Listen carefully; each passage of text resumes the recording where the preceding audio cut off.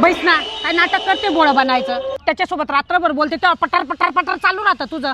बैस खाली. तुझ्या घरच्यांना माहितीये? फक्त मम्मीला माहितीये. बिचारे मम्मी लोकच फसतात. माझा दादू एक पण गोष्ट माझ्यापासून लपवत नाही, पण त्याने ही तुमची रिलेशनशिपची गोष्ट माझ्यापासून लपवलीच कशी?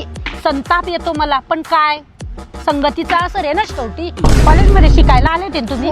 कस काय शिकायला आले होते तुम्ही? अरे शिकायला जर आले असते ना तर तुमचं हे गुलुगुलू झालं नसतं. काय बोलते काय बोलते? तू भेटायला आणलाय ना मला, मग भेटू दे ना, विचारू दे ना. का विचारू नको? शांत बसते मी. ठीक आहे.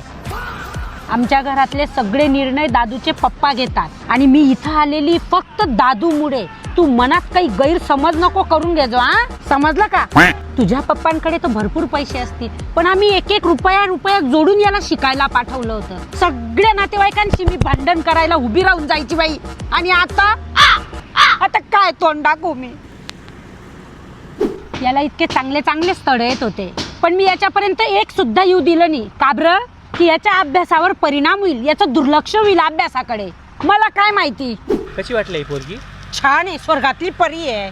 कारण थोडसंही तिकट बोललं तर तू तर असा टम फुगून जाशील आणि तुला मिरची लागून जाईल.